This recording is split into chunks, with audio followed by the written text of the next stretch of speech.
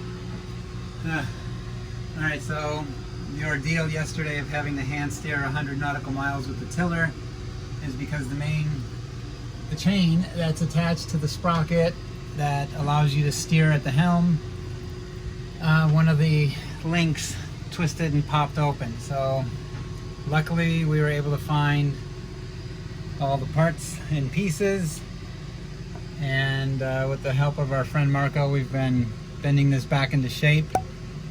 This is the beauty of, well, both buddy boating and just the beauty of other cruisers, because everybody helps each other. I said, you know, the boats are built rock solid.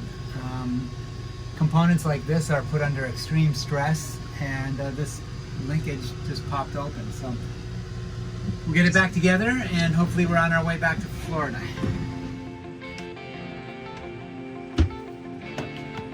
Alright, so we are in the starboard side of the starboard hull, and I took the access panel down, so this is what the ceiling panel looks like. It just goes up here.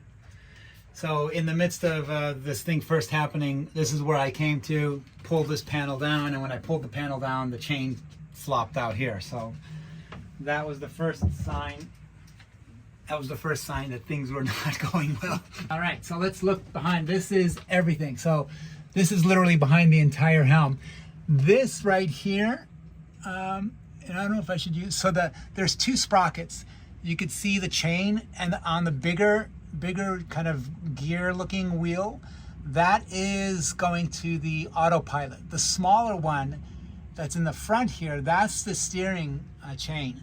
And that's what ended up snapping. Now, if we come a little bit down here, you can see that the bottom section of this chain, you got to get in here. Let me go. You can see the bottom of that chain right here is connected to cable. That cable right there goes down inside the boat on both sides. One end of this cable goes to the port side. The other side of that cable goes to, let me get here. The other side of that cable goes to the rudder steering cable on the starboard side. So once this snapped, there was no way to steer the boat. The steering from the helm up here was no go. It just doesn't work. So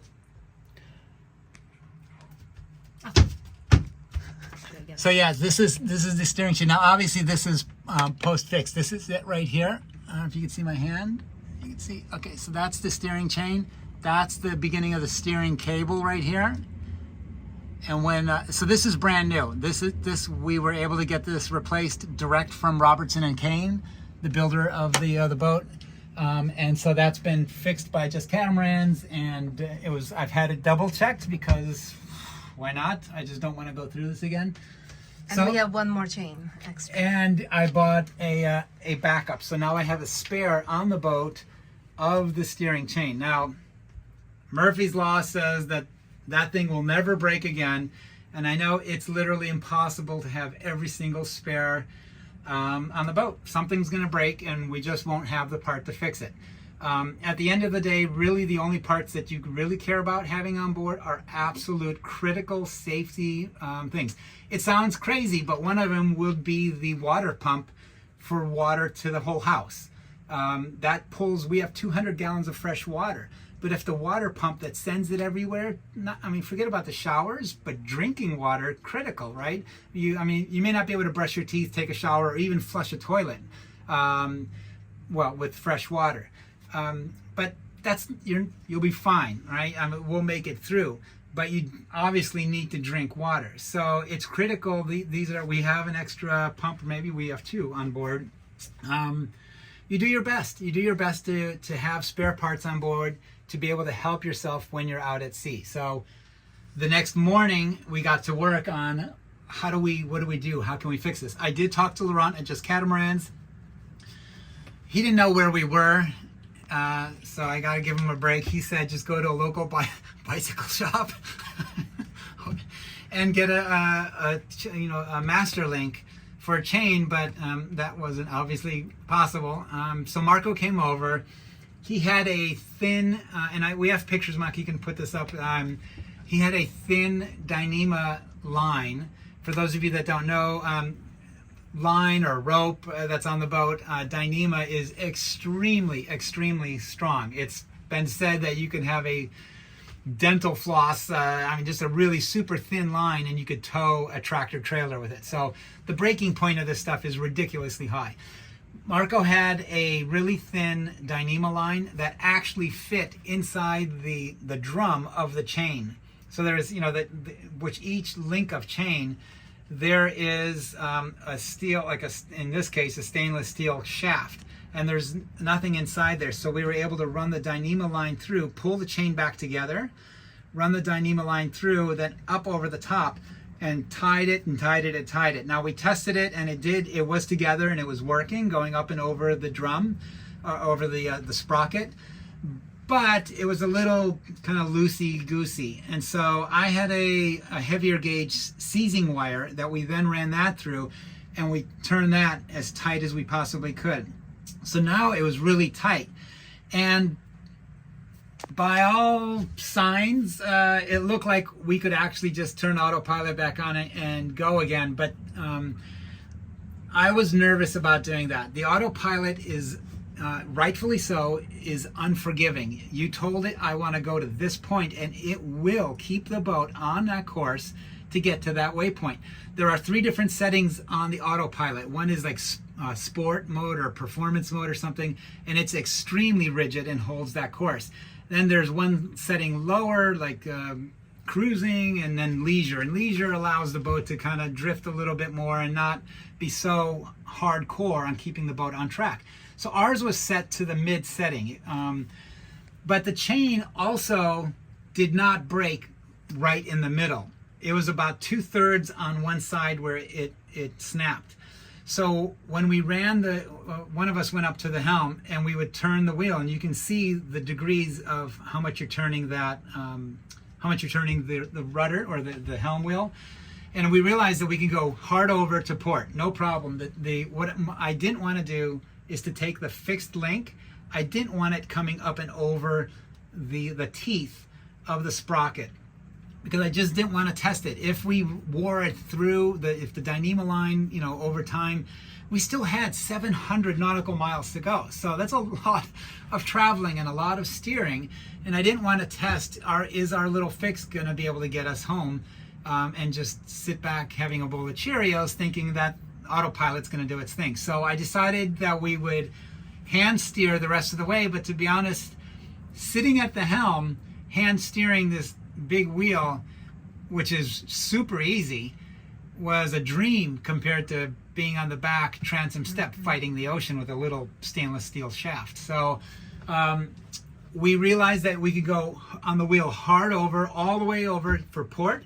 We can only go 30 degrees to starboard.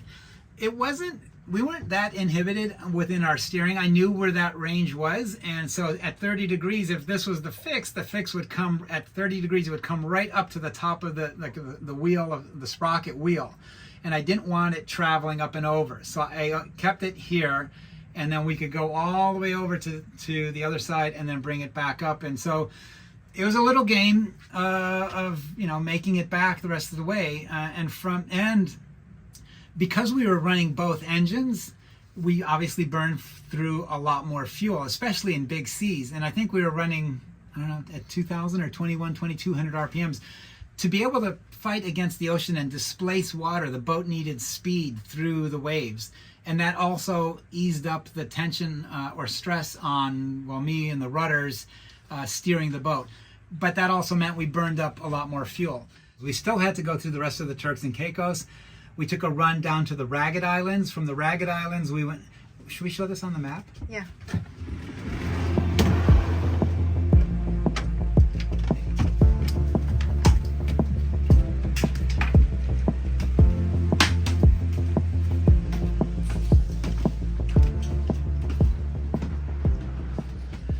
All right, so this is the tiny little island that we anchored in, and we fixed, temporarily patched together the chain. So from that point, we continued, and you can see, so now we're hand steering, which is why instead of a laser straight line when the autopilot's driving, this is a little wiggly. Guilty. Anyway, so this is us now. We weren't laughing then. No, we were not laughing at all. So we left here, and let's zoom back out. So now we traveled across, we're into the Turks and Caicos Islands. These were potential little spots that we had marked if we needed to stop. We traveled through here, and we decided to come up to this little place, another tiny little island. We tucked in here. You could see these are our tracks from coming behind this island, and this squiggly line is from us being anchored, and over the course of the night the boat just moving around. Was this our first anchorage or second? This was our second. So After this we was fixed our it. yeah. And then after we fixed it and we anchored here, then we got permission from the Turks and Caicos government because we were not going to check in. Remember, this is still pretty much in the height of some COVID stuff because this was last May of 2022. So we got permission to come in and fuel up without checking in. So then we came up here and we went into this marina in here. We backed in there, we fueled up, and we had to immediately leave. Nobody was allowed off the boat. They were kind enough to let us do that. And so then we left, and then our next track was to depart from the Turks and Caicos. We're coming across the bank here. And not bad. I mean, you can see this is a pretty good line. This is all hand steering. So then we went all the way down here. These are the Ragged Islands. So then we anchored here late at night, came in, dropped the anchor. Early the next morning we took off. We had to travel across this bank. And this was all beautiful glass until nightfall. And then a huge squall came in, and another one, and it turned into the absolute worst thunderstorm ever. And I thought, I was 100% sure we were going to get hit by lightning that night. And the seas were insane. It was just an absolutely exhausting, because again, remember, we're hand steering, and I was using, even though I could see Marco, their boat was on AIS, so I could now follow them by AIS, not necessarily by the light, because I couldn't even see them with all the rain and lightning. And then we came into, this white here is called the tongue of the ocean. This is super deep water, north of 10,000, 12,000 feet of water. The US Navy does exercises in here. And then we entered, this blue area is the Great Bahama Bank. So we crossed into the Great Bahama Bank. This was an absolute blessing because after this crazy passage, this was an absolute sheet of glass. And it was a beautiful day. And we just turned off our engines. Both boats turned off the engines, and we just jumped in for a quick little swim and had a fantastic time for 20-30 minutes. And then we got back underway. We finished crossing the bank. This is Bimini. For those of you that are familiar with Bimini Island, this is the closest island in the Bahamas to the U.S. And so we transitioned around the northern tip of Bimini, and then we went straight into Port Everglades here. So this is the Port Everglades channel. So we ended up entering, that was my last waypoint right there, and then we came in the channel, and that was it. You save me.